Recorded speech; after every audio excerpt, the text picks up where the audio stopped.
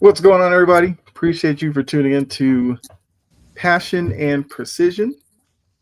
A little bit later, and a whole other day, but we're gonna bring you another great episode. Have a lot to talk about. You'll get the sense of the theme of the show. We're gonna be NFL heavy because Jory and I are both loving this time of year. Preseason's in action. The season is now a mere couple of weeks away. So we're going to debut, you see it in the title, the Precision Index, which if you don't know what it is, you'll find out. We also have new segments for Jory and myself, which we'll get into later on.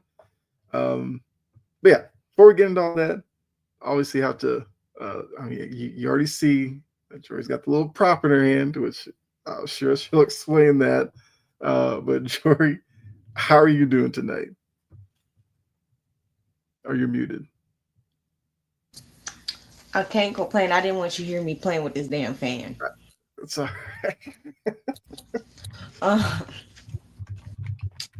it's been a week, but excited to talk some sports. There is plenty to talk about. Certain people that make me mad. That part, it's coming. What's up, Kerm? Kerm's in here already, ready to go. Joe Milton looks rough. The amount of times I hear Joe Milton's name a day amongst Patriots fans, like, I get it. Joe Milton's the ultimate tease, right? Big, strong arm, can run. If that's all it took to be a successful NFL quarterback, Colts fans wouldn't be crying about Anthony Richardson. There's so much about the game that Joe Milton just, he just needs time. Unfortunately, he spent a lot of years in college and didn't necessarily learn a lot of it. So, Cowboys fans, good luck. That's all I'll say. I mean, you got Dak, right? Good Dak. They don't have I Dak's get backup basketball back plan. again. It just ended. Give us a break.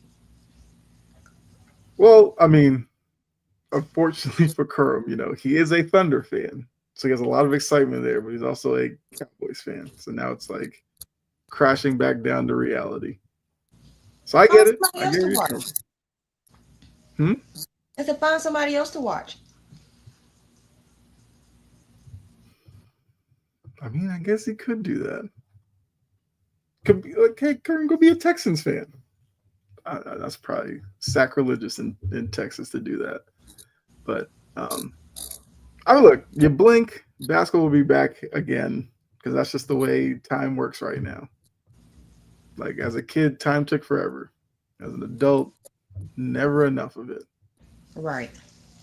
But yeah. So we're gonna talk about, like I said, a lot of stuff. Appreciate you already being in here, Kerm. Hope the others that are coming in, let us know your thoughts in the chat. We'll definitely go back and forth with you because that's what we like to do.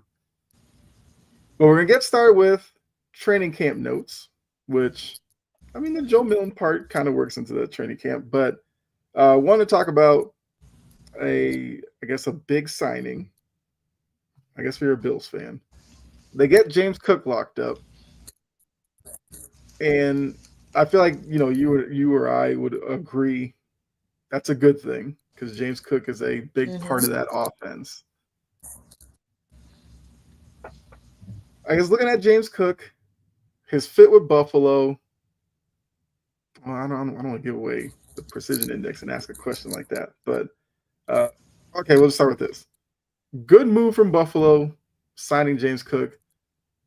Like, how good do you view James Cook in terms of like running backs in the NFL? He's definitely top 5. Well, top 10. Definitely. You can name a couple of them that are better, but and for what they got going on, he's one of the, even though he's in a tandem, but you can't deny that he's the lead back in that system. Mm-hmm. Yeah. I think it's a good signing for him, for sure. Like the Bills, this whole offseason, their whole thing has been to keep homegrown talent. Mm-hmm. Because I mean, they're a team that views themselves as right on the doorstep, and obviously we'll ultimately see how it plays out once the season starts. But it was the right move. It was a smart move. You know, Cincinnati could learn something from that, as I guess transitioning. Trey Hendrickson still unsigned. I'm sure you're not surprised by that, as the same way I'm not. Has, I guess, your view changed in terms of his percentage of re-signing in Cincinnati? Do you think it's less likely? It gets lower each day. I actually think it gets lower. I actually think it gets higher. I still think they get it done. I don't know what the numbers will look like. You know, once it happens, we'll probably look at it and go, see, Cincinnati, this is what you did to yourself. You probably paid a little bit more than you wanted to, but they're not even talking. I know. And that part I don't get. But in my head, I've kind of laid it out that's going to happen the Chris Jones way. They're going to play a game or two. Hendrickson's going to be on the sideline. The defense, you know, will probably get carved up, and then something's going to happen. I have a feeling that's the road they're heading down. I don't know why teams want to do that, but that's what it just seems like Cincinnati's going. Because they've had all this time to trade him if they wanted to. Because you can't tell me out of the 31 other teams, you couldn't find somebody who wanted to trade for Trey Hendrickson. So I still think something gets done there. Speaking of contract disputes, will the Dallas Cowboys take us out of the chat? Take us out. Yeah. Like, I'm so sick and tired of Jerry Jones at this point. I'm like, bro, you realize that you're getting in the way of winning? He knows that. He doesn't care. He pretty much said it. Mm-hmm. The fact that he said what he said out loud about stirring stuff up and having drama 24/7, 365 of the days of the year. Is this a football team or is this a soap opera? This is not Days of Our Life Cowboys edition. And you treated it as what we all thought. Jerry just loves making headlines, and he confirmed it by saying that. Like, he had this like grin on his face saying it. It's just like, I don't know. Know what you're doing with Micah. If he plays this entire season on that contract, and Jerry try to franchise him, if I'm Micah, I'm not signing it. Trade me. Get rid of me. Yeah. Like, it's so bad. I don't know if you saw it, but First Take brought on Denzel Washington. Who, to be honest with you, I didn't know Denzel Washington was a Cowboys fan. But I did. See, and I keep trying to remember. Like, I know I've seen Denzel at Laker games, but I also seen him at Knicks games. I think it kind of depends on what side of the country he's on. But football, I never really knew what his team was. I kind of thought it was part of Stephen A. When he goes on his soliloquy, he makes it a point to point out Denzel Washington. I guess I missed that. I was kind of surprised, but it's gotten so bad that Denzel is now going on First Take, calling out Jerry Jones. You know, talking about not all money is good money. He said what? There's box office, and then there's the Oscars, and he's like, Jerry, you haven't been to the Oscars in forever. And I was just like, man, Denzel out here cooking them. Mm-hmm. And Jerry clearly doesn't care, because Jerry's in the news every day, and that's good enough. Jerry's always been a distraction. Absolutely. I mean, it didn't matter in the 90s because they were winning.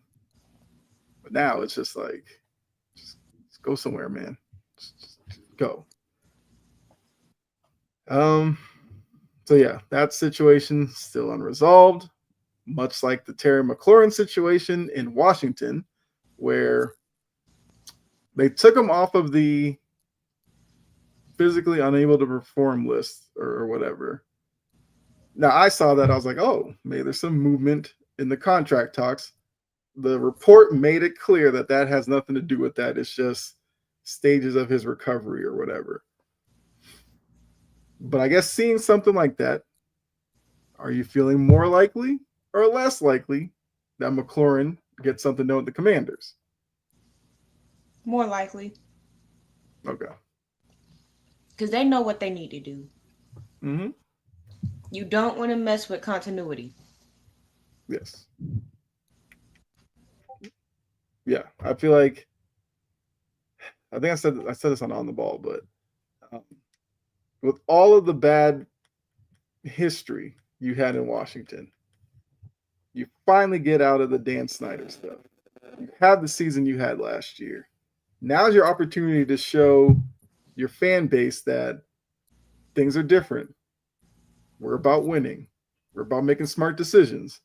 You can't then turn around in the very next year and be like, yeah, Terry McLaurin, we didn't want to pay him because I guess he wants like DK Metcalf money. Well, I see a lot of people talking about been talking about like, oh, Terry McLaurin isn't worth that. Terry McLaurin at the end of the year is going to be, I think he's like a top 5 receiver, probably like a number 5. But if you want to say like he's more in like the 6 to 8 area, fine.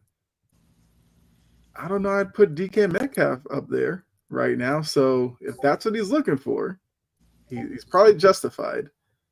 I know the age scares some people because he's about to turn 30, but hey, sometimes you just got to. What he's done for that franchise with the plethora of quarterbacks that he's had to deal with should justify giving him whatever the hell he wants. I completely agree. So I still think they get that done as well. I think that one happens before the season. The Giants will be champions. True. They whooping the Jets. You said the Giants are worse than the Jets? They're whooping the Jets right now. And once again, on the ball, Brett and I talked about the Giants. Here's the weird thing. If you looked at their defense, you'd be like, maybe they hang in the wild card conversation. And then you look at the offense, more notably the quarterback situation, and you're like, there's no way this team's going to compete with anybody. But let's paint this picture. Yes, Kerm, Jackson Dart has looked good. So let's say they start the season, Russell Wilson. He looks like his early time with Pittsburgh when they're winning. He was throwing the moon balls and everything like that. Let's say they steal a couple games early. They turn to Jackson Dart. He continues kind of this preseason look. Obviously teams won't have a lot of tape on him, so maybe he surprises some teams. They win some games. If they're at the end of the year like 7-10-ish, which look, if that happens, throw a parade for him. I know the team has talked about Daboll needs to make the playoffs or lose his job. If this team were a 7-10 team at the end of the year, do you think that should be enough for Daboll to get at least another year? Yes. I mean, that's kind of where I'm at. Get one full season out of Jackson Dart. It won't be this season. Yeah. But give him one full season with Jackson Dart and see what he can do. Because you haven't given him much help at the quarterback. You've given him everything else as a coach. But you have not succeeded at giving him what he needs the most. A quarterback. And that's the part I can't understand. Yes, you hired him because of his work with Josh Allen. And then you were like, hey, here's Daniel Jones. Turn Daniel Jones into Josh Allen. The man can only do so much. And because Daniel Jones didn't turn into Josh Allen, now it's like, oh, Daboll clearly can't coach. No, Daniel Jones was the problem. Like, y'all took him where you took him, and you thought Daboll was going to fix everything. No. So I agree. Like, you've given him Jackson Dart. I would almost look at it as you wipe the slate clean of the previous years he's been there. And now you tell him, look, you have Jackson Dart. You've got 2-3 years to show us that you can develop a good quarterback. Because, I mean, I don't know how most people feel about Jackson Dart, but looking at him and Daniel Jones as prospects, I would say Dart is a better prospect. So now let's see what Daboll can do with Dart. Forget Daniel Jones. He's not even in the building anymore. Neighbors is a solid wide receiver. He is. And that's going to be probably like a sneaky fantasy thing. Neighbors will probably be a guy that people will draft because worst case, you get some moon balls from Russell Wilson until Dart or Reverend Jameis gets under center.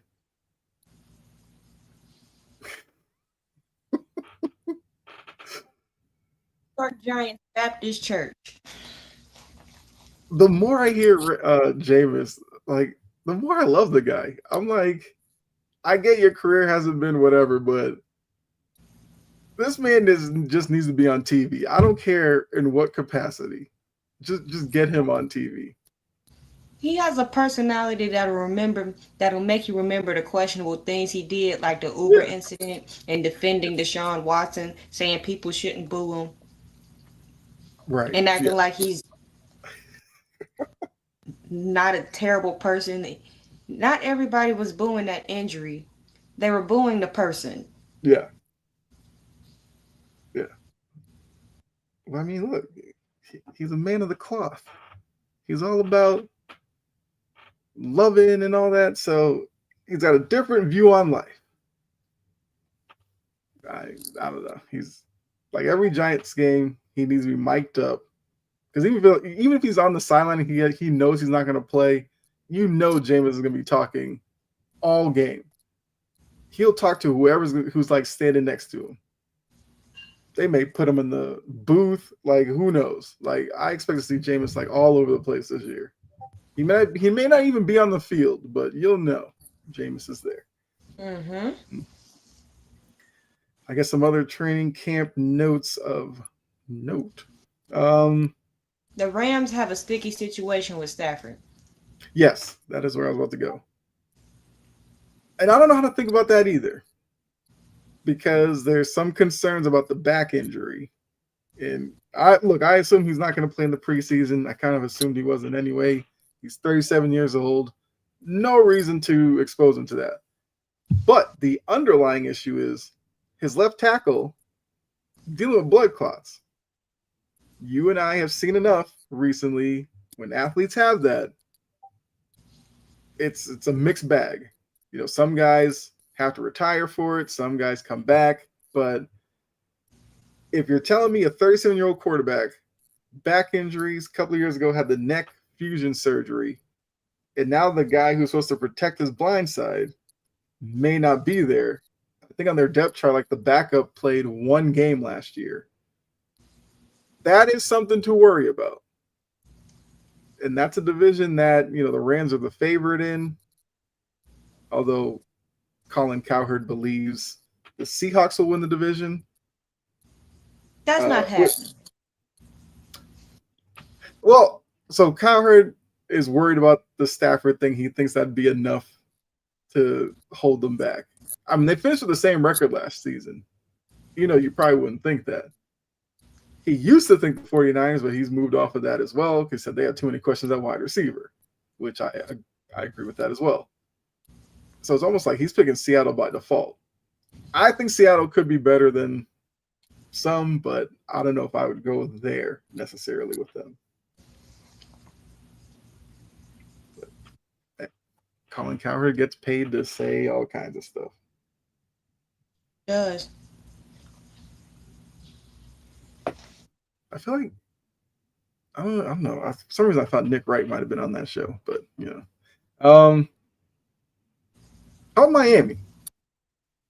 Because now it seems like the pressure on Mike McDaniel is actually a thing now. You know, once again, you and I have been on here from like day one saying the man is a fraud. He's not the genius that he was built up to be. But now it's almost like if this season does not go the way that they feel like it's supposed to, like McDaniel's going to be gone. You know, Tua might not be the quarterback anymore. Tyreek Hill will probably be gone. Like they're talking about like widespread changes probably. I would ask if that's justified, but like I said, you and I have been talking about this for years now. Do you think Miami maybe waited too long? It might have missed out on some better candidates who might have turned this around sooner by constantly sticking with McDaniel. No, they got what they deserve by doing Flores the way they did. I mean, I agree. Patriots fan, I don't want to see the Dolphins doing well. Like, my hatred for them isn't on Jets level, but it's close. Back to what I was saying with the Dolphins. My thing about the Dolphins are that if I'll have a more of a formulated opinion about what I think they'll do mid-season. Come the trade deadline, if they still have Tyreek Hill after the trade deadline, they may stick with it one more year. Depends on if they fall apart. It depends on what they look like. Because if they trade Tyreek, I definitely know McDaniel's getting fired and Tua's on the hot seat. Yeah. One thing Tua has going in his favor, Quinn Ewers is not looking good. Like, I feel like he was supposed to be the guy to push Tua maybe a little bit, but if I'm Tua, I'm feeling pretty comfortable with my position with that guy on the team. So, yeah, I mean, I don't know. When it comes to Miami, I've seen some people think they're going to finish second. I think that's crazy. I've seen some say they're going to finish last. I'm probably more in that boat. Like, I have this feeling that the Jets are going to be better than the Dolphins this season because of Aaron Glenn. I think Justin Fields will play well this year, and I just like the Jets roster more than the Dolphins. But maybe I'm crazy. I don't know.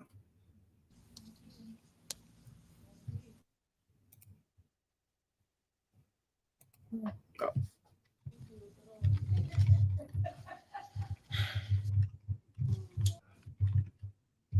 I forgot what we were talking about.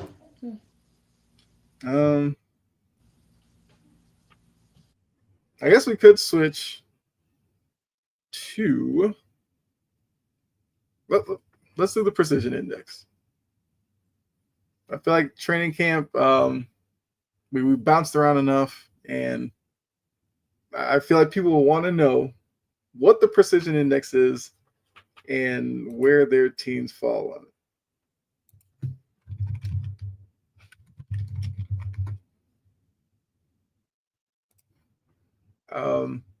So let me pull that up really quickly.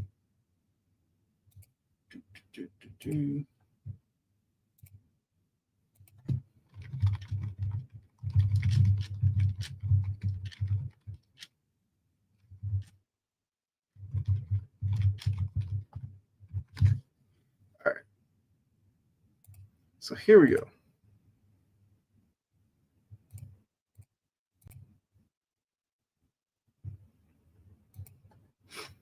All right. So the precision index, it's much like Jory's jacked up tiers from last year, but we've just renamed it. So it's going to be our tier system. It is, as Stephen A calls everything, it's fluid. So we'll go back to this every 2 to 3 weeks during the season to highlight which teams are moving and all that good stuff. So I guess if you're listening and not necessarily watching right now, we have 4 tiers.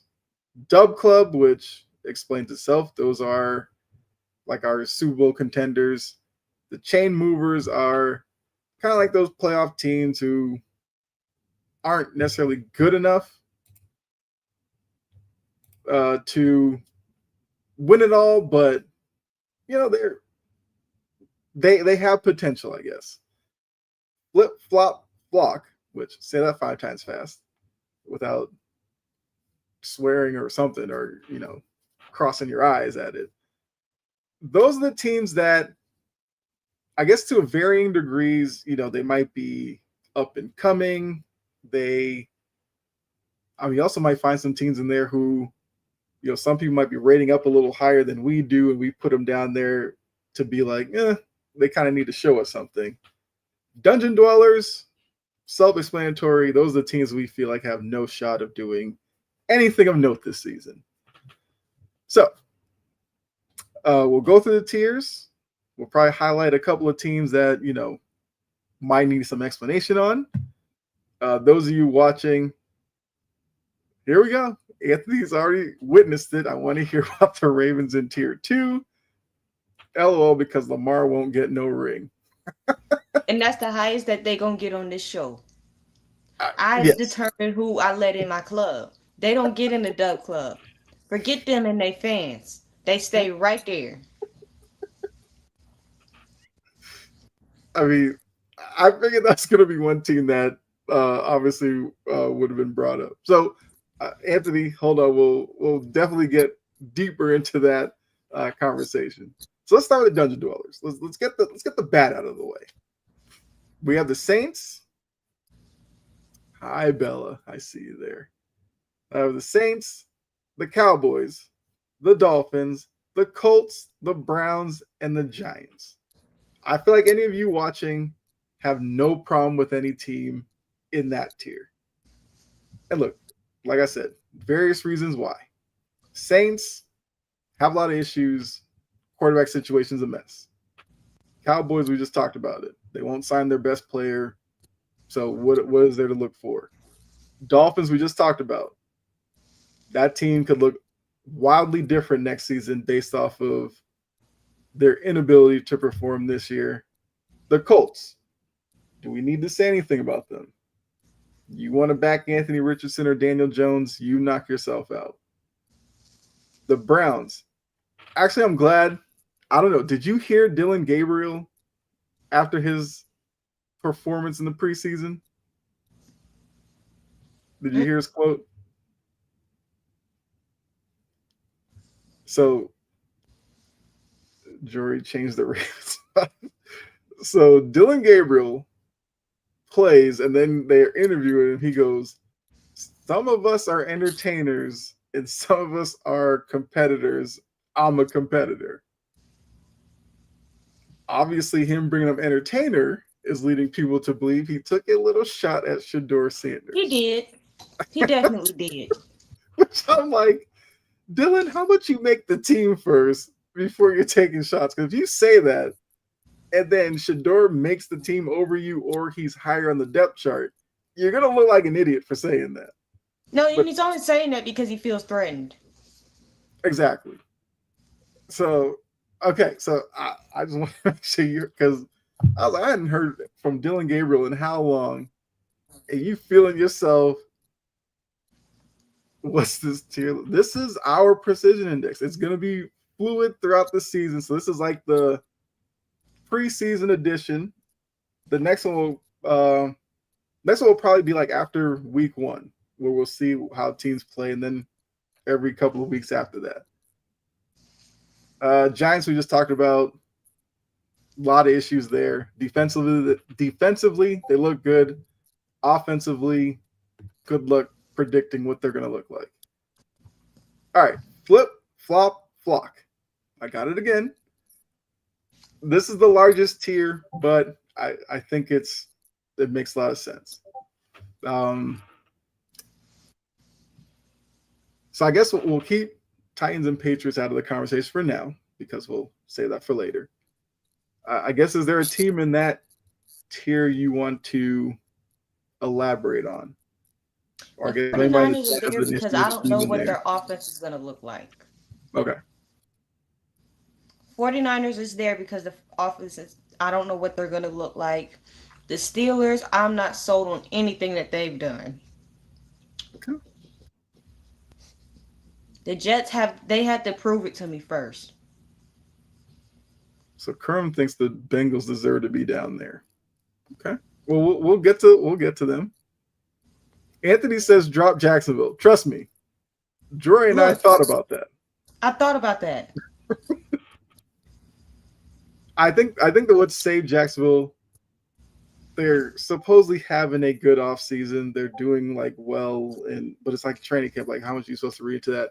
Jacksonville's a team that week 1, Jory and I will definitely be watching, because if they have a performance like we think they could possibly have, yeah, they'll drop down very quickly. Mm-hmm. For us, it's like that's probably their ceiling this year. Like Liam Cohen has to establish his system. Jory and I have talked about Trevor Lawrence enough on here that you guys know we're not the biggest believer in him. But Brian Thomas Jr. is a good player. So we give him that at least. So, yeah, that's why they're on that level. Let's see. The Bears moving in the right direction, but you kind of need to see it on the field. The Falcons, talent-wise, on paper, they should be chain movers. But the Falcons tend to the whole half of the season, and it is more trouble than what they're worth. So until they prove to me that they can play in a complete season of looking good or looking decent, they're gonna have their times where they look, that every team is gonna do that. But if they can put together a complete season instead of one half the season they don't look like they belong, and then the other half they look like world beaters. Some consistency, that's the word. Yes. And I still don't understand why Kirk Cousins is on this team still. Like, because Easton Stick is trash. I mean, sure, but then fine. Okay, so here's how the Falcons should handle this then. Trade Kirk Cousins. I don't care if it's a mid-round pick, whatever. Get what you can for him. You and I both know, we see it every year. Some team releases some quarterback that you weren't expecting, then go sign that guy to be a backup. You can't have Kirk Cousins as your backup and then tell everybody that, like, Penix is your guy. Because the minute Penix throws a pick or they lose a game and they feel like it's because of Penix, you know, I know, Falcons fans will be like, throw Kirk Cousins out there. Maybe Penix isn't ready. And then Kirk Cousins will go out there. He'll show you why he's like, was he like 39 years old? Mm-hmm. And the little bit of mobility he might have, he no longer has because of the injury. And then they'll be like, hey, put Michael Penix back in. Maybe he's learned something by now. It's like Penix is, well, he's young and experienced. He's a little bit older in terms of second-year players. But you've turned the keys over to him. Turn the keys over to him. Get Kirk out of the building. Do we think Kirk is like, you know, instilling knowledge in Michael Penix? Probably not, because Kirk probably wants to be out of there. Kirk said as much over the offseason that he wanted to be out. So what are you keeping him for? Anthony, you're dead wrong. I will say that, and I'll explain it to you why in a minute. Yeah. Kerm, I live here. I know exactly why. Mm-hmm. Kerm says, Jory, have you seen Falcons fans around? To be honest with you, I haven't seen a lot of Falcon stuff on the road. Well, like when I'm going around. I haven't seen it yet. I do. Okay, well, at least they have that. But I'm closer to the city than you are. True. Yeah. And once the season starts, I'll see a little bit more of it. Like if they win a couple of games early, you'll see it all over the place. And then if the season turns a little south, those Falcons stuff will just turn to Georgia Bulldog stuff. That's how the city works over here. Okay, let's see. Texans. Texans are one of those teams, like, show us that you can play more like CJ Stroud's first rookie season as opposed to last year. A lot of turnover. Yeah, that too. Panthers are a team that you and I are both hopeful that they play better. Once again, need to see it. And then the Raiders, a lot of turnover. All right, so the chain movers. Now, Kerm said move the Bengals down a tier. Why? I'd move the Bengals defense down a tier. Yes. But their offense is going to be elite again. The offense. Now, the thing with the Bengals is the offense is good enough to be an adult club, but the defense is terrible. So if you average it out, They're a chain mover. Yeah. Let's see. Drop Jacksonville. That's another tier. Okay, so Bengals was the only one that was a question there. Oh, okay. So Anthony wanted to hear Ravens why they're a chain mover. Because I don't like them. I'm not going to put them in a dub club. I hate them. I don't like their fans. They're delusional. I don't want them thinking anything that I think highly of them. I don't. I know that I know that they're talented, but I also know that the regular season means absolutely 2 cents to me. It means nothing. Get pa- Don't play better in the playoffs. You signed Ronnie Staley. You extended Derrick Henry. Hold on one second. Okay. I'll just pick up from there. Yeah. So it's like Jory said. The Ravens are going to sit there. They're going to win, 12, 13 games in the regular season. Whoop-de-doo. We've seen that before.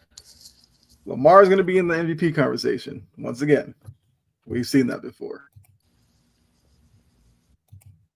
What are they going to do? Like, okay, so are we going to have those games where Derrick Henry gets like 10, 11 carries and they lose those games again this year? Are we going to get that? Or have they learned from that? That's one. Two, the way that Lamar distributes the ball. Is it still going to be likely Mark Andrews and then Justice Hill out of all people being like your top pass catchers? Or do we see a new Lamar where Bateman, Flowers are featured pushing the ball down the field a little bit more? I don't know. The division is what it is, right? The Steelers are, who knows? Like, that's every year we underestimate the Steelers and they go on this late run and they find themselves at 9-10 wins. The Bengals, we feel like should be better, possibly, as long as they sign Hendrickson as well. The Browns are a mess. So the regular season is going to look like how it has the past few years, but we're just at the point where you're just tired of the Ravens doing the same thing year in and year out. Oh yeah, I did forget Hopkins on that team because What I is don't old see behind gonna the do? fit. That's what. Yeah, I don't see the fit. Even though a couple of years ago, when our friend, the big Ravens fan, used to talk about, like when they got like Odell Beckham, I was like, why would you get Odell Beckham? I would have rather you gotten a guy like a Hopkins type, who a little bit bigger, run slants and stuff like that. But now off the Super Bowl, he just had like, it's almost like Hopkins out here just doing this for the check right now. Because DeAndre Hopkins that, Tennessee, DeAndre Hopkins doesn't drop that pass in the Super Bowl. He had nobody around him. Like that's a man, the back half of, yes, see, Kerm didn't even know D-Hop was in Baltimore. That signing was slid under the radar, and yeah, so he is there. I don't Why even know they how keep they signing receivers and they're not gonna ding dang gonna use them? It's like how they're gonna use Diop on the outside. They're probably gonna use Bateman on the other side. They'll probably use Zay in the slot, maybe on Bateman's side. But how many times do you think Lamar's gonna look D-Hop's way? Maybe around the goal line. I don't know. How many times we're gonna see him, overthrow it or throw a hospital pass, or he's going up to catch it, taking a shot to the ribs? Like I don't know. Good luck to D-Hop. That's all I'm gonna say in that system. But they'll go as far as Derrick Henry takes them. Which I guess you're not supposed to say because it's supposed to be how far Lamar takes them. But look at last season. All right. Anybody else? Chain movers. We talk Bengals, the Ravens. Who else stands out? I think a lot of people have the Rams in the dub club, but we already said Stafford's injury is worrisome enough that we knocked them down. The Chargers. Let's talk about the Chargers. Because the Chargers have become almost polarizing this offseason with the Justin Herbert talk. Some people have them I think as high as like a top 5 quarterback. Some have him bottom top 10 quarterback. Some people think he's in the 10 to 15 area. So we have him as chain movers. I think you and I, both trust Jim Harbaugh to get that team to where they need to go. But just like the Rams, the Chargers have their own injury issue. Rashawn Slater, hurt. He's out. Big part of their offensive line. He was the blindside tackle with Alt on the right side. I'm assuming they might move Alt to the left. I don't know how they're going to work that. But what's your outlook on this Chargers team? Is the hype legit? Do you think that they might be the overhyped team this season? It's kind of legit. It's teetering on that line. Mm-hmm. I'm like, this is the same Justin Herbert. I remember what Justin Herbert looked like in playoff games. Mm-hmm. You can't wash that out of my head. Yeah. So I'm like, I see the hype. I know it's the year 2 under the Jim Harbaugh system. Even though I'm not a Jim Harbaugh fan, he got off scot-free. Well, I think the ruling was he can't go back to college for 10 years. Newsflash. He probably wasn't going to be back in college in 10 years anyway. Exactly. That's the one thing with the NCAA I don't. Because now, Sharon Smith has to deal. Sharon, what's his last name? Well, you know what I'm talking about. The new guy has to deal with the Harbaugh stuff. He was on the staff. Quentin Johnson was carted off the field in the game. They might have lost the wide receiver. Well, they're used to not having him. What's new? I mean, sad to say, but yeah. Sad to say, but yeah. I mean, I do like that they did bring back Keenan Allen. I'm a big Keenan Allen guy. I mean, Keenan Allen is at the very end of his career, but there's one thing you throw it in Keenan Allen's area, he's going to catch it. Now, yards after the catch, I don't know. You might be asking a lot. Mm-hmm. Well, I hope Quentin Johnson can, recover quickly. He has a great skill set. It's just he's lacking in the one thing you need most as a wide receiver, hands. But I mean, it would be. Look, the Chargers, I feel like as well, they're kind of snake bitten in terms of wide receivers because now you have Quentin Johnson. Mike Williams could never stay on the field. I think Keenan Allen was pretty durable, but it always seemed like wide receiver is an issue with them. But then again, Jim Harbaugh doesn't care about that because he's going to try to be run focused anyway. What's going on, Tony? Let's see. I think Green Bay's another team. Kind of polarizing because of Jordan Love's statue. You're tired of them? I said I'm high on them. Oh, I thought you said you're tired of them. I am too. I like the golden pick at wide receiver. I think Jordan Love is a really good quarterback. Is he great? Maybe not yet, but he's definitely a quality enough quarterback that you could be a perennial playoff team. Mm-hmm. And you could be in the Super Bowl talk, depending on how things shake out. And plus, look, the division is going to be like last year. Like, they won 11 games and were third in the division. That doesn't happen normally. And the two teams that were ahead of them are going to fall back for sure. So, I have full faith they'll be a playoff team. The one thing about the Packers that I need to see improve is the receivers and these drops. Yes, Wicks was terrible. Like, Wicks is Green Bay Quentin Johnson. Will get open all day. But you were hoping and praying he holds onto the ball. I think Golden will be all right. Speaking of drops, did you see the one? This one pissed me off. And I want the man cut. I think I know where you're going. Yeah. That was as perfect of a ball that Cam Ward threw. Mm-hmm. He threw the receiver open.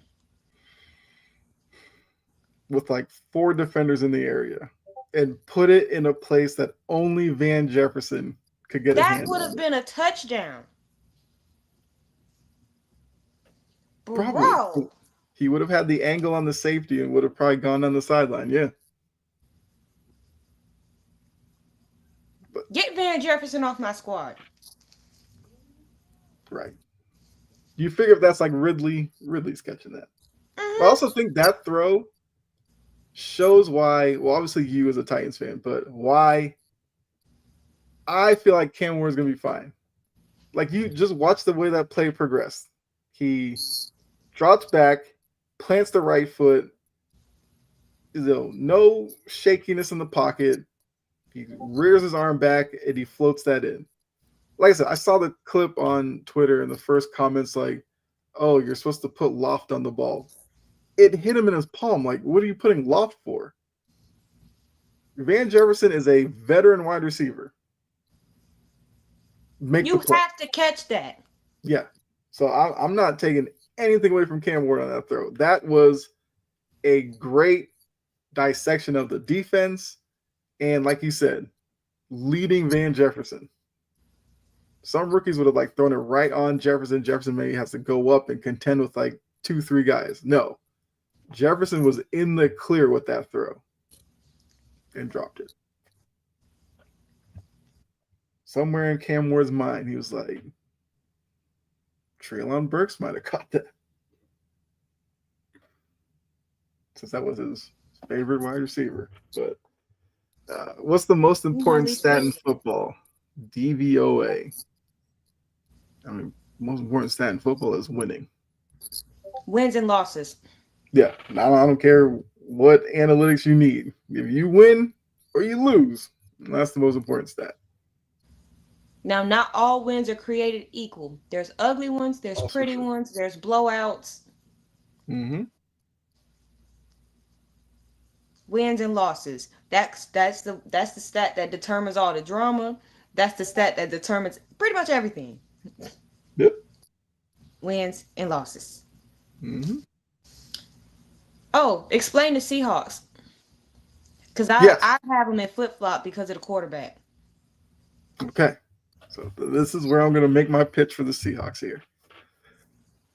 So I think it's easy for people to not want to fully believe the Seahawks because of Sam Darnold. I get that. But if you want to be honest, Sam Darnold for 3/4 of last season was in the MVP conversation. He was playing well. Now, he was with Kevin O'Connell, an offensive-minded coach. He's now with Michael McDonald, who's a defensive-minded guy. But I do think in that case, McDonald's going to want to do what I think the Seahawks need to get back to, and that's running the ball. Last year, Kenneth Walker, Zach Charbonnet had down seasons in my eyes. If you get those two going, that makes Darnold's job easier. And that's what I'm assuming they get back to because McDonald's going to want to push that. You probably see Darnold with a lot of play action and everything like that. You got Cooper Kupp, who is a little bit older, but Cooper Kupp can still get open. JSN is a really good young wide receiver. And I think their secondary is great. I think the defense is going to look even better in the second year under McDonald's system. So that's why I pushed for them to be in chain movers. Like, I don't know if they win the division, but I would not be surprised to see the Seahawks as a wild card team at least, and a team that, if they get the right matchup wild card weekend, I would not be shocked if McDonald had that team ready to upset some people. Now, it could go the other way, and Darnold could look like Jets Darnold, and they just completely stink. Sure.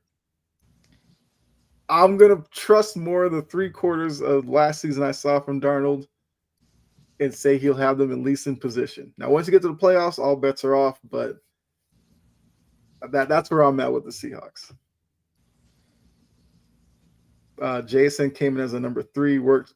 And look, JSN was at Ohio State with some very talented wide receivers around him. And he still kind of stood out. So it doesn't surprise me that he has kind of worked himself into a number 1. And look, he's going to give you a little bit more than DK gave them. DK was a, straight line, throw the hand up, throw it to him, and he'd go up and get it. JSN can do a little bit DK more. was also a head case. That too, yeah. And JSN so far seems like he has his head on his shoulders correctly. So that's kind of my reason behind it. I don't like the Lockett loss because Lockett was another wide receiver I really liked, but I Lockett's like it. also getting older. Yeah. So, and I think Lockett's going to do well this year because Lockett is just, you know what you're going to get from Lockett every year. He'll, come open and underneath, move the chains for you, and he'll just be a productive wide receiver.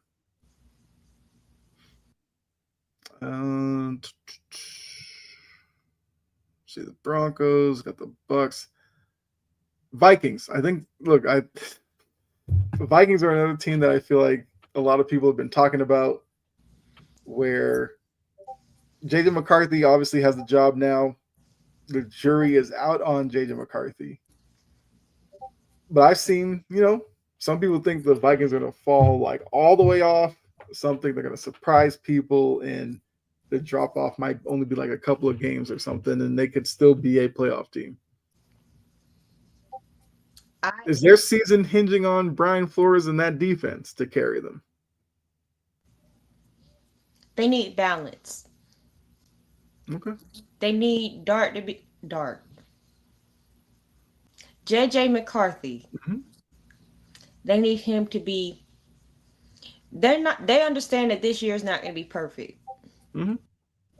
But as of right now, he looks like he's very capable. Yeah. And he's worth that first round selection. And the fact that he had a whole season just to sit and to watch. Mm-hmm. And be involved in other ways means I'm confident in his ability, knowing the intimacies of that offense and whatnot. It shouldn't be much of a, if he is what he's supposed to be, mm-hmm. It shouldn't be much of a drop off. Nah, JJ looks like he might be a top 12 quarterback.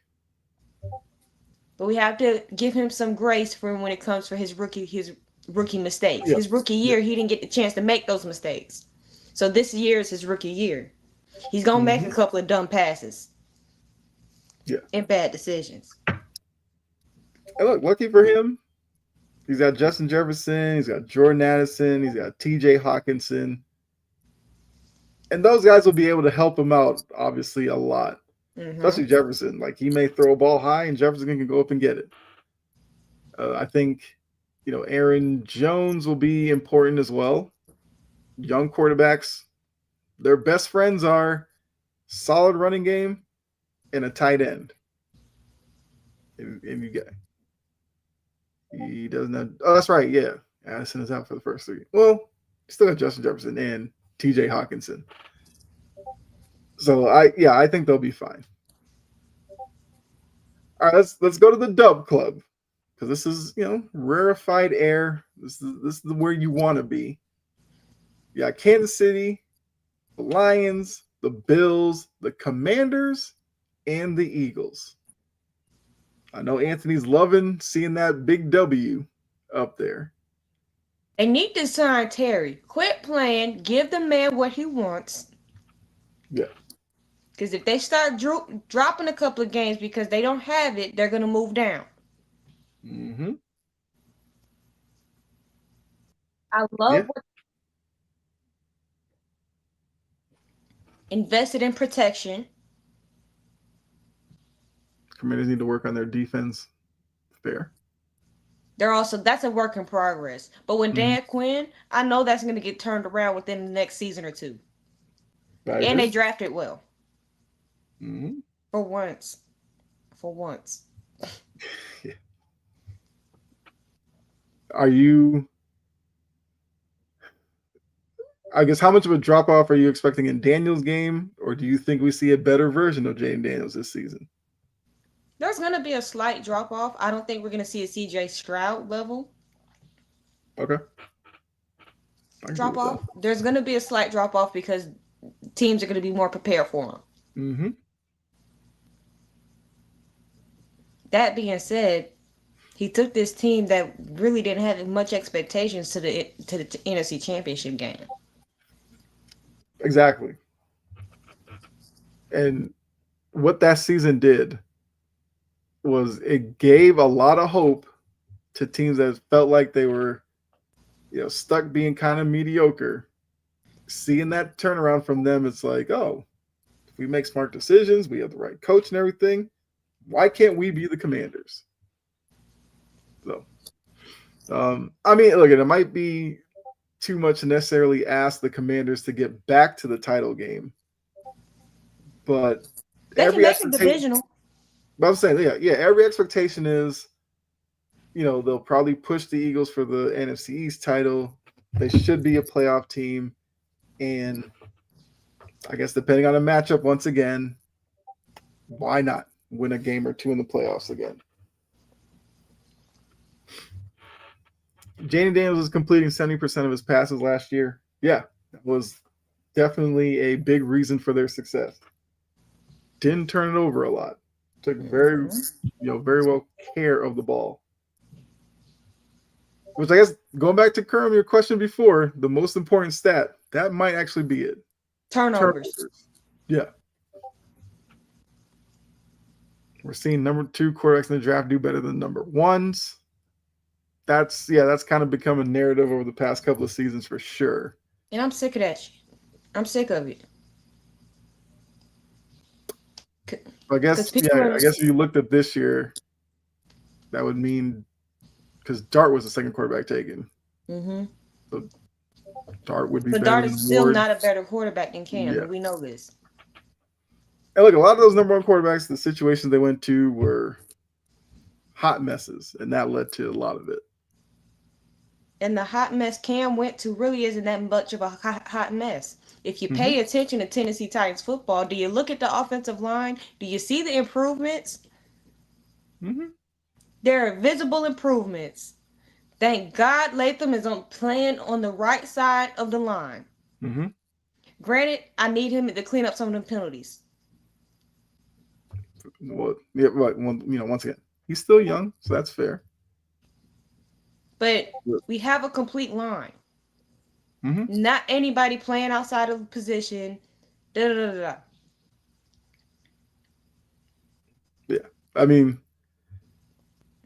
and what I think they've the been stat is like basing every off of is 2 preseason games in which he's played all of 5 drives in total. You had a couple of bad, terrible drops from the receiver, and he's learning. Leave Cleveland over there.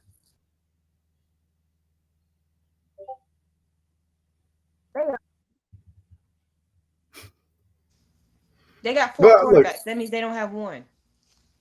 Yeah. Well, they have like 5. Well, I say that 5 now. Yeah, remember Huntley's there. They have 6 if you include Mr. Sicko.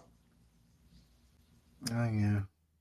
It's so easy to forget about him now, which is good because he should be forgotten. But you notice how as soon as Shedeur started taking attention, here comes Deshaun Watson posting a video of him running. Ain't nobody come to see you, Otis. Look, nobody comes to see you anymore. Deshaun Watson must think there's somebody in that building that if he told them he was ready to go, somebody would have his back. He's clearly not, drumming up interest around the league because there's what team's really going to look at him. I feel like the Saints would rather suck with Shuck, say that 10 times fast, than bring Deshaun Watson down to that mess and just further mess up their cap. And Tyler Shuck didn't look that bad. I mean, he's 35. He shouldn't look like a regular rookie. But I mean, I think some Saints fans should leave a little bit of room for Shuck to actually be decent. Just because you didn't take Shedeur or, I don't know, you didn't get Dart or one of these bigger name ones, doesn't mean Shuck couldn't be good. I still think they'll be in the Arch Manning sweepstakes next year, but crazier things have happened in the NFL. Mm-hmm. They gave up on Baker, and I think part of that might have been, look, Baker's personality very confident, borderline cocky. It kind of seemed to me that wore thin in Cleveland amongst the fans and the organization. Because I agree, if it was me, I would have kept Baker Mayfield because I'm just a Baker Mayfield fan. I did see that, Anthony, that Manning supposedly isn't coming out next year. I'll believe that when I see it. If his draft grade high enough, he's coming out. But like his family's like, oh, he's spending the next 2 years no matter what. And I'm like, I don't believe you. Like you didn't tell me if he's the consensus number one, he'd still stay at Texas at that point for what reason? I guess to win a national championship? Sure. Yeah, I'll believe that when I see it. All right, so those are the initial precision index tiers. As I said, the next one will probably be after week one. Some teams will probably jumble around, and then we'll do it every couple of weeks after that. So it's fluid. Maybe some team sneaks up in the dub club. Who knows? Maybe some more teams fall into the dungeon. Yes.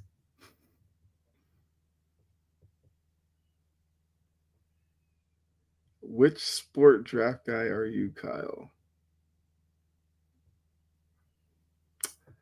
I guess you're trying to ask, like, what am I an expert draft wise on? Now, what's your preferred draft? The NBA draft or the NFL draft? Yeah. That's a good question. Probably NFL.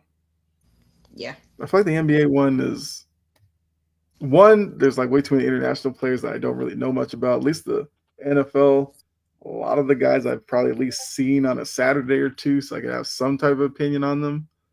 Mm-hmm. Even though there's still a lot of players you have to deal with.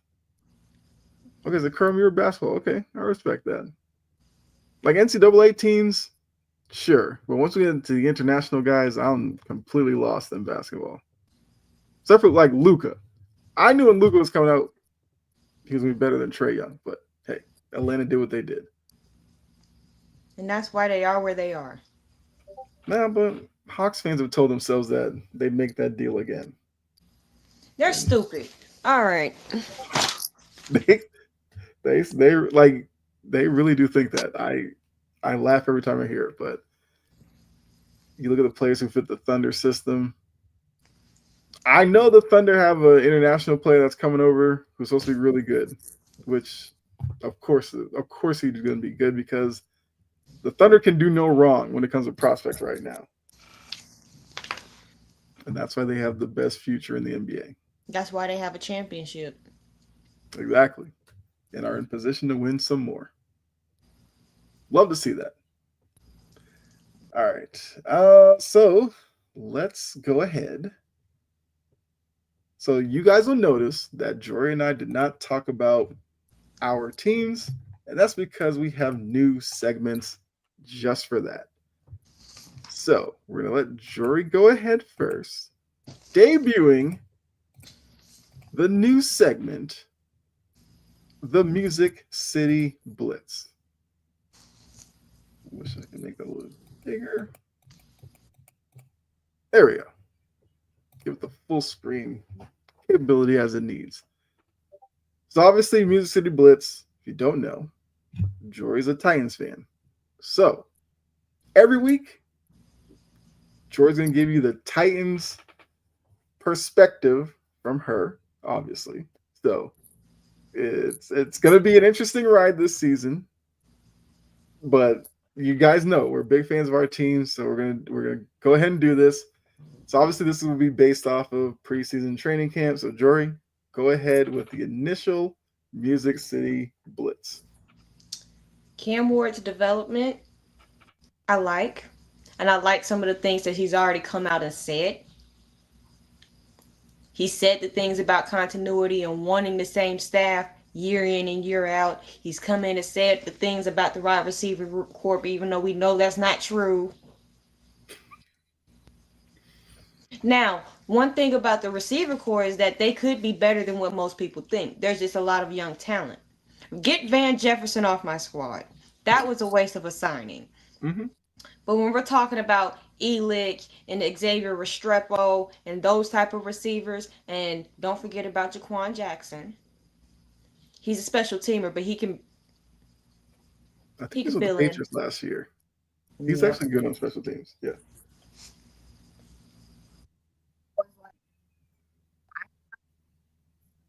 Gunnar Helm, if Josh Wiley and Gunnar Helm step out this year, I think they trade Chig. Okay. Come on, Pluto. I think they do. They have some figuring out is to do as far as the tight end position is concerned, but I I don't think they keep three.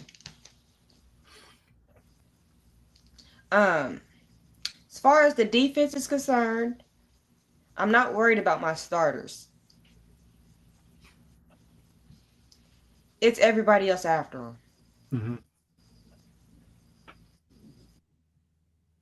I know they'll get better as they get more reps and learning how to do these things with this system. I do like how fast they are. I like that they're faster. They're actually making an effort to stop the run. The secondary is actually going to be a top 10, top 10, top 15 unit. That part I'm telling you. On paper, this team is very talented. If they really are, they're better than what that poor ass record from last year showed you. They're better than that. But because we had Mr. Mayo man at quarterback doing the surrender cobra on the field on the knee after he did something stupid.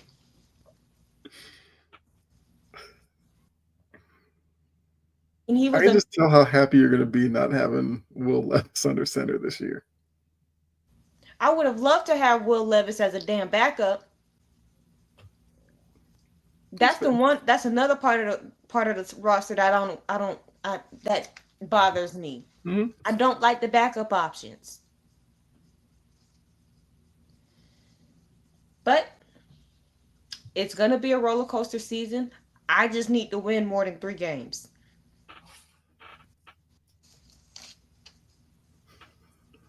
That's fair. And obviously, closer to the season, we'll get into our predictions and everything. So don't want you to necessarily give that away right now. Oh, also, Mm-hmm. J.C. Latham and Jeffrey Simmons have both lost weight. I did see that with Simmons. You could tell he done lost about 20 pounds. That could be scary for opposing quarterbacks. And he's faster. Now, if we can get Tavondre on that same wavelength, that's going to be scary. Mm-hmm. Oh, and thank you, Vikings, for Ben Asamoah. Thank you. I'll gladly take that. He just don't need to fight nobody in that locker room. They'll whoop his ass. But okay. So there you go. Now that's what you can expect from the Music City Blitz. And as I put in the comments, probably should put a little earlier, but obviously each week when we do these, like if you have a Titans question, put it in the chat. And I don't know, Jory can decide if she wants to, answer one, all of them, whatever. So, okay. Oh, look, guys, from somewhere on the outside looking in, I definitely see, where the Titans are improving. Like I said, the Cam Ward versus Will Levis comparison, like you just see Cam Ward as a more confident quarterback in the pocket. And I think that right there gets you more than your 3 wins, just off of that alone. Now, how many more?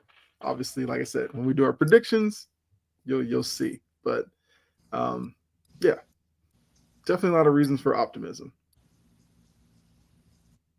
What's up with the Tampa Bay rookie who can't play because he's overweight? He was overweight when they drafted him. Like, huge. They knew he was big as the damn baby whale when they drafted him. I don't want to hear that. They knew how big he was. Obviously, they thought, get him in the NFL, The motivation will be there. He'll drop all this weight. If we're that easy, obviously. It's not that easy. Yeah. It's coming off, He might but have slowly. lost a couple of pounds, and it might be that way, and then one day he may drop a whole set. I would like to believe that the guy is doing everything he can. Now, if it becomes an issue where he's not really trying to, then it'll be a bigger issue. They drafted him at the weight he was. They had to know it was going to be a process to get him down to what they want him to be. He needs to watch My 600-Pound Life. And when Dr. Now says, eat less, and I'm not even trying to be fat phobic. Mm-hmm. Eat less. Because he's not healthy. Right. He gets away with it because of his age. But he is not healthy.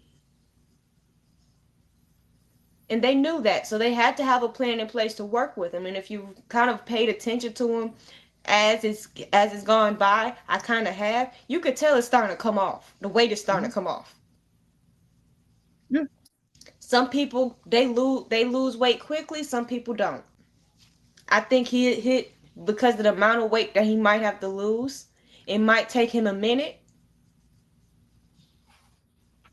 For him, the best thing might be you put him on the pup list, you give him the 6 weeks to just focus on that, then kind of see where he is after that and decide whether you want to, throw him out there, if you want to just call this season a wash or whatever and try it again next year. But like, if he's actually putting in the work and the weight just hasn't come off the way it's supposed to, I can't fault him for that.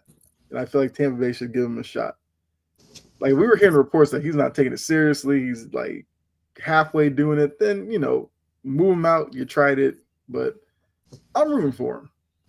I'm rooting for him to, drop the weight and get out in the field. The one thing I heard about at Florida that could be a red flag is that they got him down, they got him in shape, and he ballooned back. Right. And once again, that's where you hope, because with the NFL, it's like, it's all year. Like, you got the season, then it's the off-season workouts, OTAs, and all that kind of stuff. There's like a little period there where you kind of are on your own. But I think their hope is he gets into the NFL work ethic and it becomes easier for him to not only lose it, but maintain that. That's the hope, you feel like. Like, you're in college, yeah. Once football season's done, you just out there partying, living it up. Mm-hmm. But hopefully NFL, now that you're getting paid and everything, you take the more professional approach. But well, if he wants it bad enough, he'll make it happen. All right. So, Music City Blitz in the books. We'll say graphic is fire. Thank you. All right. So now let's get into mine. There we go. So we're going to go with the boom, Foxborough Files. All right. So where I will start with, as it says there, Vrabel's new culture, we are seeing it. The team, look, Belichick, the end of Belichick's term, was like they're a slow team, they're an older team. Vrabel has like legit speed, certain positions, Travion Henderson, legit speed. Watch them against the Commanders and the Vikings today. Mac Hollins, I think he might be in for a big year. I didn't think I was going to say that when they first signed him, but he's kind of turned into a guy that Drake May likes to go to. And Mac Hollins has kind of been catching everything. Now, Mac Hollins will also be, he's a weird guy. I'm not going to lie. I've seen him on TikTok.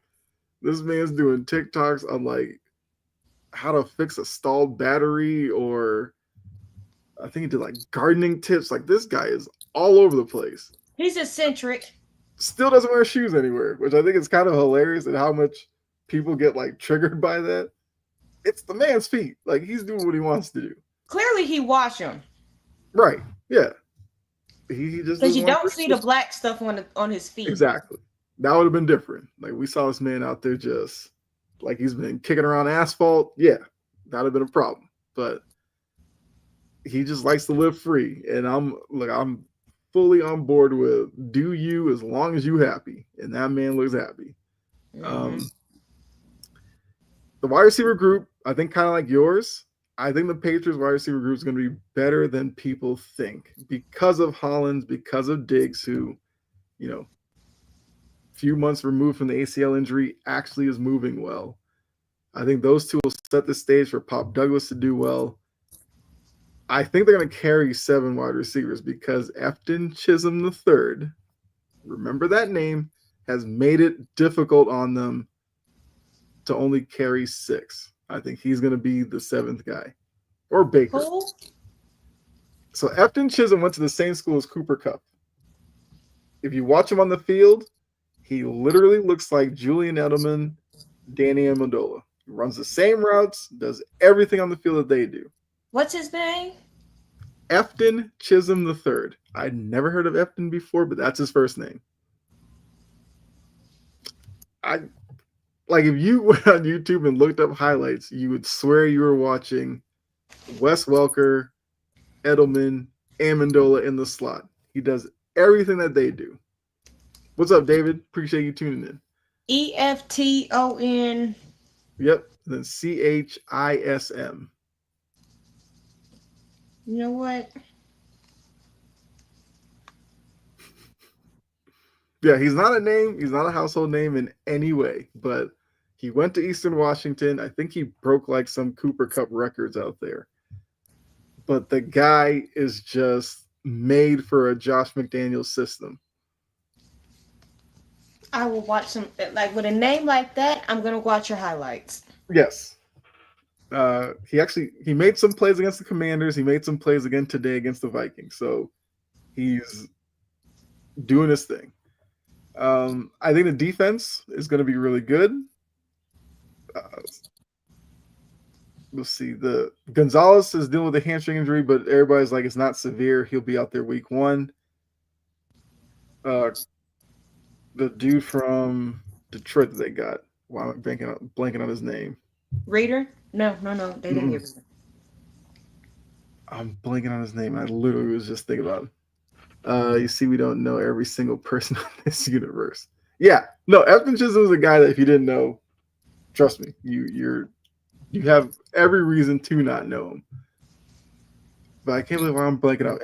Anyway, he was playing today against the Vikings, and we saw, Efton Chisholm is a wide receiver. He went to Eastern Washington, where Cooper Kupp went, and he plays like every slot receiver you've known with the Patriots with Josh McDaniels. Defense is going to be really good. The O-line is still a question, only because you have a left guard and a left tackle that are both rookies, and you obviously know there's growing pains there. But Will Campbell, if there's one thing Will Campbell can do, is block. Is run block especially and pull on sweeps and everything like that. The man gets out in the open field, he finds a target, and he buries them. So I love that from him.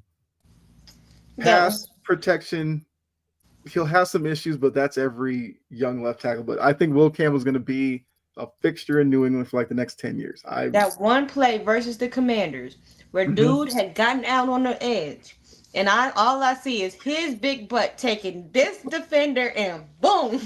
Yeah. I'm like, you should have drove him into the sideline. But I'm like, I love good trench play. Yes, I love good trench play, which is why my Titans piss me off. But it's like the fact that they understood that, they make sure he was the pulling guy on the sweep. And like you said, he was out there leading. He wasn't a guy like too slow to get out there and the running back runs past him. Oh, no. Campbell's out there leading the way, looking for somebody to hit. In that poor Commanders corner, it was like a couple of times where it had to be him.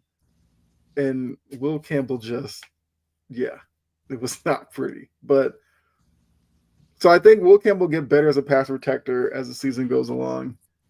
Drake May. There were some, questions about him after the Commanders game because he didn't play all that well, but he made a throw today against the Vikings where he rolled out to his right and threw a dot to Matt Collins. So I said, if you want a sneaky little fantasy tip, Matt Collins might be a guy you want to take late in your drafts at the wide receiver position. But he hit Matt Collins on the sideline, a dot. Matt Collins kept both feet in. And I was like, okay, Drake May's ready to go for the regular season. Because I feel like that's a play he's going to make a lot over the course of the year. Kicking position might be a bit of a question mark, but I'm not here to really talk about kickers right now. Last thing I'll say is Vrabel, right guy for the job at the right time. I hate what happened to Gerard Mayo, but following Bill Belichick, Mayo wasn't ready to go. Vrabel, the guy that Robert Kraft has wanted for years. It just didn't line up because Belichick was still doing his thing. Now he's gotten him. I feel like Vrabel's going to be the Patriots head coach for like the next 20 years.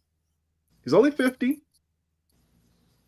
And he still has that player instinct into him because he's now broken up 2 fights in the offseason. Came away bloodied in one. The second one, he was like deeper into the pile than the first one. He was on the ground. Scratch. Like he had his Jeff Van Gundy moment. Like he was literally in the middle of the pile wrestling people. And I'm like, if that man does not fit the Boston area more than anything, like then you see him pregame with his little thing on, with the vest on, getting to work. He loves doing that with linemen. Mm-hmm. He gets involved all the time. Yeah, he puts on the little like blocking vest. He's always laughing as they're hitting him. Like, I don't know if the city can handle Vrabel and Joe Mazzulla. Huh? Between him, like you said, between him and Mazzulla being psychopaths, I'm not going to Boston. It is a weird time on the Boston timeline that you have those two in the same city at the same time. And I saw a picture with them two together. I'm like, they look like they finna cause hell. Mm-hmm. Yeah. Of all the coaches, those two have the most similar personalities. Like Alex Cora, I feel like Alex Cora is more of a subdued guy. Even though Mazzulla's kind of that way, but Mazzulla's the type, like, you get him in a comfortable circle, and he's just probably going to talk your ear off about the most random stuff. Vrabel is just, there's nothing to say. Like, the guy is going to turn this around a lot faster than people think. Kern said he catches all. Yeah, Chisholm catches everything you throw at him. So he's going to find a spot on the team. I think he'll be a contributor on the team for sure. But that's all I got for Foxborough Files for this week. Let's see. Let's get into Final Burn. I know you're ready for this. I have nothing bad to say about Mark Daigneault. Kerm, look, the Thunder are doing really well all over the place. So you should not have anything bad to say. All right, Final Burn. Let's get into it. Let me put the graphic up here to let you know what time it is. Look. So yeah, go ahead and get started with it. I know you got a lot. There we go. And I know you finna go in on this man too. Yeah, I'm letting you run the show here. I will chime in every once in a while. But will somebody tell Michael Porter Jr. to put the microphone down? Shut up, bruh. Like, be quiet. Mm-hmm. Because every time he gets in front of these podcasts, he says something incredibly stupid, airheaded, or is just not thought out. First, you over here snitching on your brother. Like he hasn't been through enough. That man has been through enough. You snitched on your brother. You went ahead and said he didn't pull girls and I pulled all the girls. That's why he had a gambling addiction, because God didn't bless him with a whole bunch of money and da-da-da-da-da. That's why God didn't bless me with a wife. I'm like, what the hell what are you talking about? God didn't bless you with a wife yet because you scare all the girls away by playing Andrew Tate, you dang on idiot. That is so weird too. Like, if you What? don't know who Andrew Tate is, think of like the probably most annoying, well, misogynistic, because that's what he is, person. And imagine yourself just like listen to that person on loop and be like, yeah, that's who Michael Porter Jr. Like Michael Porter like talks about this man like he's his idol or something. I've seen a couple of clips from him. I heard about 2 seconds and I was like, yeah, I get who this person is. I couldn't be like that. But apparently Porter Jr. lives his life by this guy. Who has charges against him? I'm sure Porter will say we're not all Not light perfect. charges either. Very serious charges. Mm-hmm. Yeah. And you have idiots over here like Michael Porter Jr. just getting on a podcast talking about everything. Mm-hmm. And then you sit here and say that sports gambling is going to get worse because, you know, people got these mindsets. It's not that hard. Don't gamble. Don't sell a game. You risk a lifetime ban and going to prison for a very long time if they find that you do it. Now that your dumbass brother done did it, they know not to do it now. And look at what happened to Malik Beasley. Malik Beasley is in a whole lot of trouble as well. Y'all gonna learn. Do not gamble on that to all the athletes. Do not gamble on the sport that you play. I didn't think I had to explain that 2 + 2 = 4, but here we are. It's not that hard. You don't need the money. Mm-hmm. Make better decisions with your money instead of hustling backwards. But with Michael Porter Jr., I'm like, bro, whoever kept you in check in Denver needs a raise. If it was Jokic, give him another extension. Because I would have, if I had a teammate like Michael Porter Jr. who just go around saying stuff, I am beating him with a fan. That's somebody in the locker room I'd want to fight. Mm-hmm. I'm like, bro, what? Are you worried about winning? Or are you worried about women? And the only reason why he said he had a vice with women is because he got caught 2 weeks ago with a woman, a trans woman. Yes. You're not slick. I know what you're doing. You're trying to deflect. And why you got to bring your brother into this? Now your brother eventually is gonna get out. Mm-hmm. And if I'm John Tay and I listen to that and I see my brother go on a podcast, the first lick I'm hitting is you. I'm gonna get my lick back. Yeah, I mean, like you said, some players are like that, where they get out of their original city and all of a sudden they start talking. Because we never heard about any of this when he was on the Nuggets.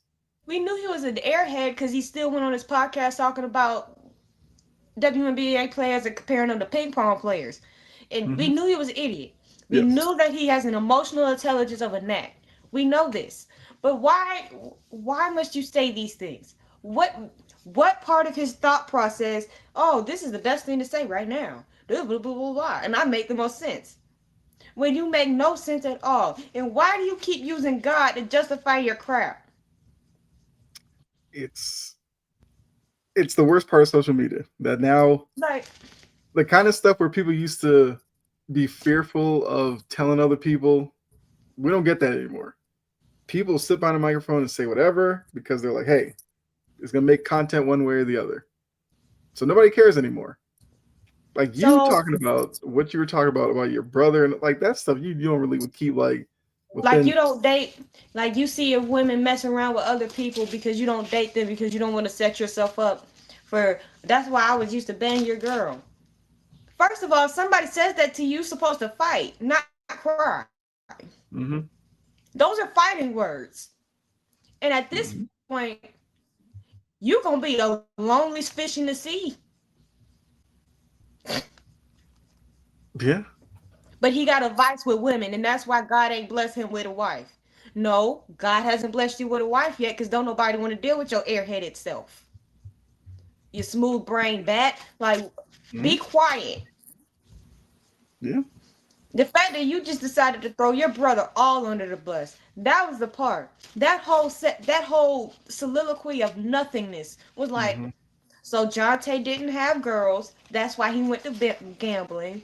I was blessed with a lot of money because God knew I was going to be able to handle it.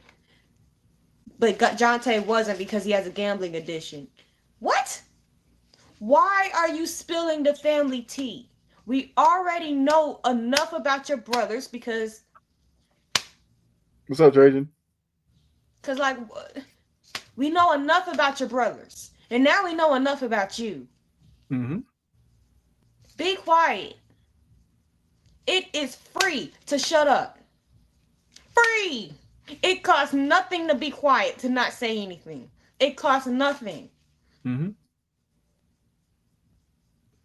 But you lose a little bit of respect when you open up your mouth and you just let air fly out of it. There's nothing in between his ears but air and marbles and basketballs. I hate the whole shut up and dribble thing, but Michael Porter Jr. can shut up and play basketball because he brings no substance to anything else. No, that's definitely fair. Yeah. Like I said, the days of people, having a filter in front of a microphone are gone. Too many of them share way too much and talk about stuff they don't need to talk about because the microphone's there and the opportunity is there. Ain't Jonte still having a whole court case going on? I thought he I think pleaded, so. but that makes it even worse. Dumbasses, be quiet. Actually, let's see. That's actually a good. Be quiet. Yeah. If his court case is still going on and Michael Porter Jr. said that,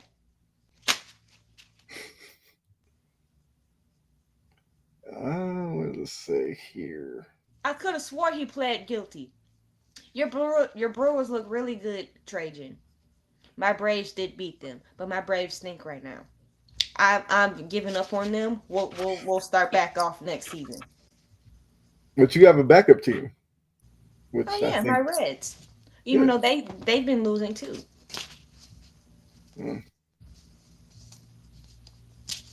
Actually, where are the Reds?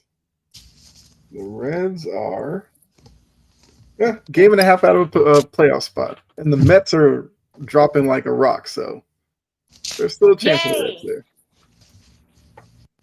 But yeah, Brewers are doing great. Trajan, they have like an 8-game lead on the Phillies for the number 1 spot in the National League. They're safe. Good. Make it a 10-game lead on the Phillies. There's one thing I'll say. When it comes to the postseason, I still say Miller Park. I don't think that's what the Brewer Stadium's called anymore, but it's actually one of the better atmospheres in the league when you get to the postseason, at least from watching like on TV. You know what park will be empty come postseason? Truist. Yes. I mean, it's unfortunate, but yeah. Our Red Sox keep winning. That's good. Yankees. Yeah, the Yankees are losing. I mean, they can't lose enough for me right now. Well, they're winning. They're winning right now. Looks like they're going to beat the Cardinals. Cardinals aren't having a good season, but Cardinals stink though. Yeah, Cardinals are a 500 team right now. And the Jazz Cardinals Chisholm are weird Jr. like that. Jazz Chisholm Jr. Yeah. I'd hit him with this fan too. He had a home run yesterday, but he's a prick. Yeah, pretty much. It's just everything he does just screams front runner, and it's just like if there's one thing as an athlete that I feel like looks the worst is being a front runner. Like when they're winning, like the Braves series, he's taunting guys on the other bench and all this kind of stuff. Then you go to home run derby, you only hit 3, and it's like, oh, well, that was my approach. Your approach clearly was way off. It didn't work. It was broke. This is the home Yeah. run derby, not the swing and a miss derby. Yeah. And then it's like he's dropping pop ups because he thought the guy was going to do something that they didn't do. And it's just like, y'all season's going in the toilet and you out here experimenting at second base. Like, what are you doing?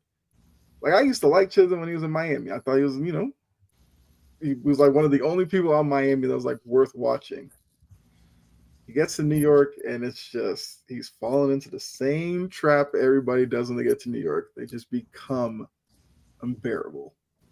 So, but yeah, so I guess who is next up on the final burn list? To the people who are lost in 1831, welcome to 2025. We have male cheerleaders. Yes. Grow up. Like, bro, you have no knowledge of the whole cheerleading thing. Competition cheerleaders have males because they have flyers. Mm-hmm. High school, they have males because they have flyers. Mm-hmm. College, they have males because they have flyers. But nobody knows what a flyer is. They're just so worried about having a male cheerleader on the sideline because they're just so bigoted and homophobic and scared all of a sudden the gay panic is coming back. Just because they're a cheerleader doesn't mean they're gay. Mm-hmm. That's not what makes somebody gay. Yes. Doing what Christian Wilkins did is what makes you gay. Yeah. That is kind of crazy. We're getting more outrage over the male cheerleaders than the Christian Wilkins stuff. Kind of crazy. All right. And first of all, y'all so worried about male cheerleaders. Y'all are watching men in tight behind pants touch and tickle and tackle each other. I mean, you have to explain it that way, but yeah. Yeah. Looks like the crazy thing is, I mean, you said like 1831, but like back in the day, cheerleaders were like mostly men. Like men were getting cheerleading scholarships and stuff. I mean, I watched Modern Family. That was like a joke on there that Phil Dunphy was a male cheerleader or whatever. But it's like, if your purpose of going to the game or watching on TV, which when you watch on TV, how many times do they really show cheerleaders? Maybe once or twice. But if you were paying for season tickets or whatever to sit in your seat and just watch cheerleaders, and now you have a problem because men are going to be in your viewpoint, you might have some other problems to deal with. Because that's just some weird behavior.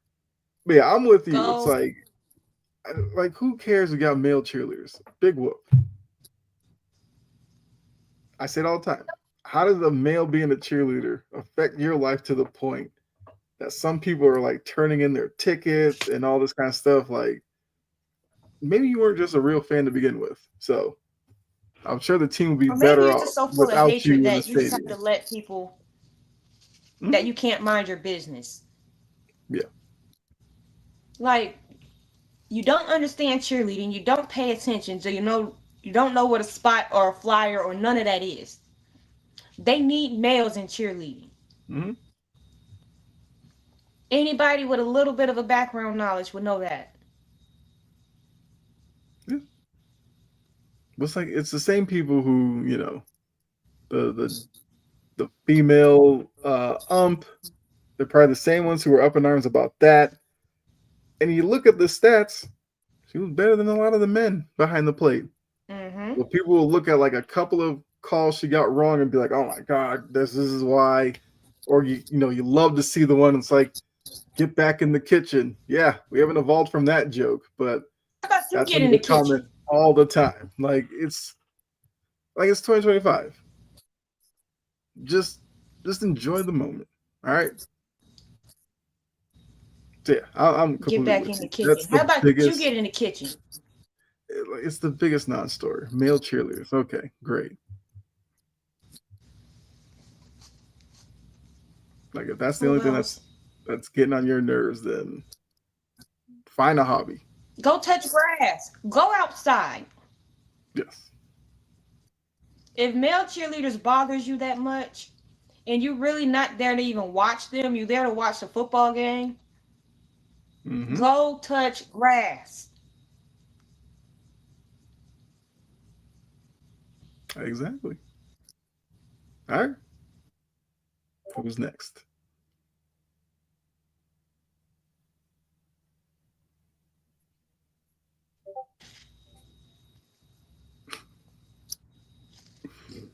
Stop. Can we just leave Skip Bayless in 1979 where he came from? Yeah. Like every time something major happens, he has the most inappropriate comment to say. Let's. I'm not even. I know what he said the last time. That was like 2 weeks ago. I was putting Mm-hmm. my boots on the ground in Nashville last week, so Mm-hmm. that's why he had no show last week. But can we leave Skip Bayless and any of his foolishness, um, back where it was? He's turning on Michael Parsons and saying things for clickbait. I'm like, first Mm-hmm. of all, you just sat here and said caught this man 11 from heaven, and now I don't want Jerry to pay him. You the main reason why Jerry act the way that he do. Y'all both Mm-hmm. act alike. You old senile farts. Go somewhere and sit down somewhere. The person that taught Skip how to use a computer, this is your fault. Yes. Or taught him what social media was, your fault. I mean, look, I'm one for, people in the media being opinionated. I have no problem with that. But pick and choose what you talk about. Because obviously, the one you're referencing with the event that happened a couple of weeks ago and what he said was just that was one you could have kept to yourself.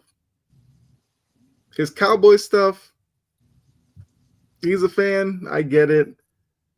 But it's also like this is the same guy who, like, last year before, end of the season, was ripping a jersey off and throwing it in the trash and all this kind of stuff. Like we're on to what you're doing. Like you're saying don't pay Micah, and then if they come with a report saying Micah's paid, you're gonna be like, oh, this is why Jerry's so great. The Cowboys are back. Like, come on. We know you don't fully believe don't pay Micah. Sure. All right, don't pay Micah and see how your season goes. It's not gonna go well either way, but see how much worse it will be.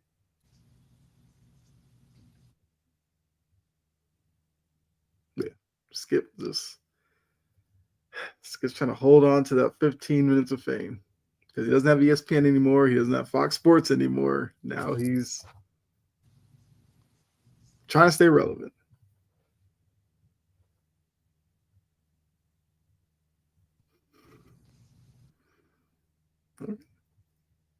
You heard me? Yes. Well, I heard like the second part. So I say it again one more time. Oh, wait. I didn't get that one. I'm done if you got one. Okay, got you. Uh I mean the only okay. This one will be very, very quick with. Because he's somebody I've used before. Jason Whitlock reared his head out from that gopher hole again to sit here and say, I believe it was Angel Reese is quitting on the team and faking the injury. Like, what are we doing here? Just like he faking that diet he's supposed to be on. But it's just like, why can we not just let this go? Because look, Caitlin Clark is still out. He's obviously not going to question her quitting. But Angel Reese is out with a back injury, and now she's quitting on the team. Like, why would she have to quit on the team anyway? They were making strides. Are they a perfect team? No. They still have some issues. But she was playing well. The team was winning more. Why would you then up and quit on that team? But once again, Jason Whitlock can't make any news unless he talks about Caitlin Clark or Angel Reese. Nothing else he talks about, anybody cares about. Oh, so anything with an update. Quentin Johnson had a concussion. Okay.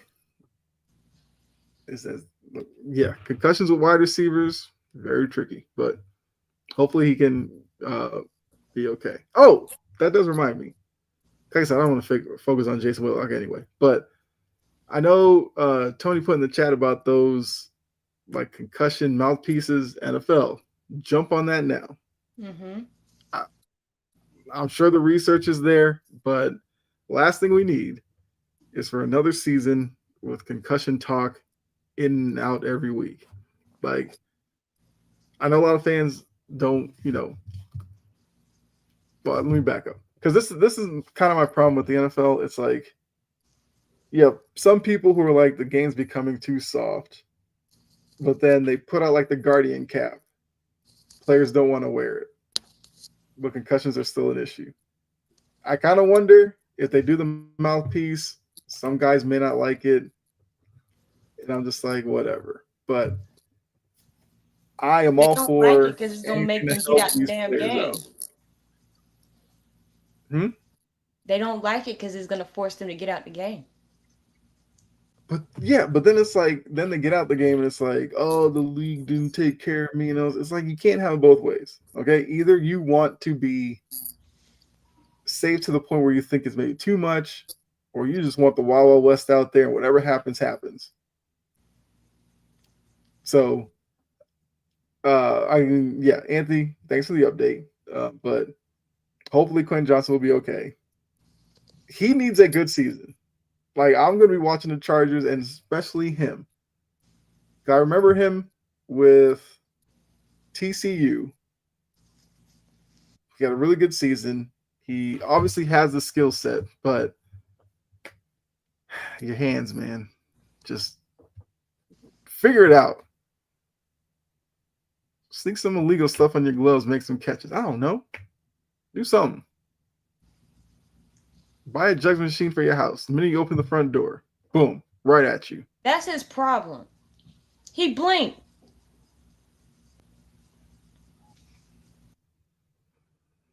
Did Jerry just say beat cancer just to take away Parsons' contract? I mean, the timing was. Anthony, that's also a good one. Why were we now hearing about this Jerry Jones thing? As people are, dogging you out about the Parsons thing. I mean, obviously, you want to congratulate him for beating cancer, because we all know cancer has taken a lot of lives. The timing does seem a little fishy. Not gonna lie. That thought did cross my mind when he came out with that. I was like, you really trying to deflect right now? You know he is. Yeah. But glad he beat cancer. That's always a good thing. Like Dickie V, all those guys, yeah. All right. That is, let me take that down. So that was Final Burn. I guess, Jory, anything you want to let the people know about before we get out of here? There should be a new article on the AFC East soon, my 2025 expectations. I should have that out. I have the AFC South and the AFC North already out over on the Passionate Precision WordPress on our blog. Life has been lifing, so I haven't been able to get behind the camera and record as of lately, but that's coming as well. Mm-hmm. I plan on getting everything streamlined in a process by football season, so look for that. Also, Jory Sports Stories audio versions, like the Apple podcast, the Spotify podcast, all of that will be coming back. So yeah, stay tuned.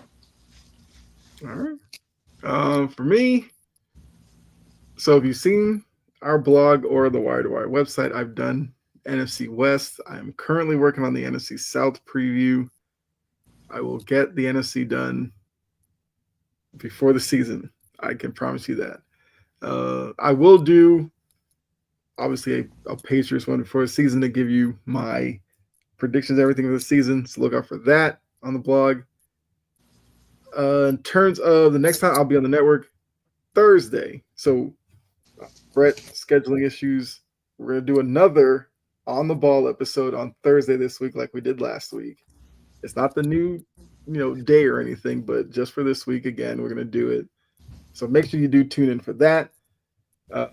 Also, stick around for the outro, show you all the other shows on the network. Obviously, I should have changed the thing under my name because it's now less than 30 days until football's back, but I forgot to change that. But Chopped Up the Bit, you can find my personal stuff.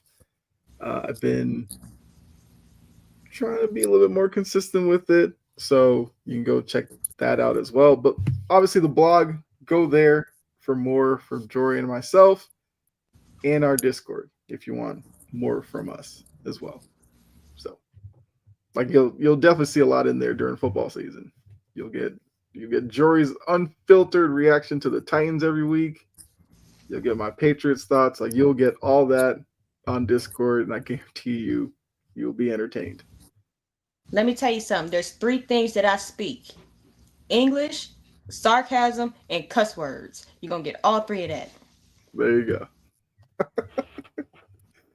I mean, that's all in a nutshell right there. So, do appreciate all of you for tuning in. Those of you who may tune in after the fact, appreciate you as well.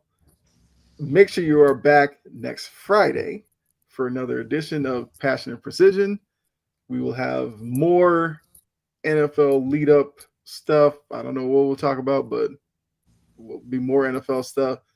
We'll have another Music City Blitz, another Foxborough Files next week. I guess at that point we'll be on like regular season preparation with our teams. So we'll probably have some cuts and everything like that by then. So we'll definitely have some updates there. If Michael Porter wants to keep talking, I'm sure he'll probably end up on Final Burn even more before the season gets underway. The last thing, yes, to the Falcons fans, y'all didn't win that fight. Y'all started it.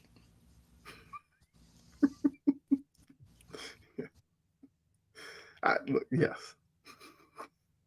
That's also going to be a good thing. Since the both of us are in Falcons territory, we will have an eye on the Falcons.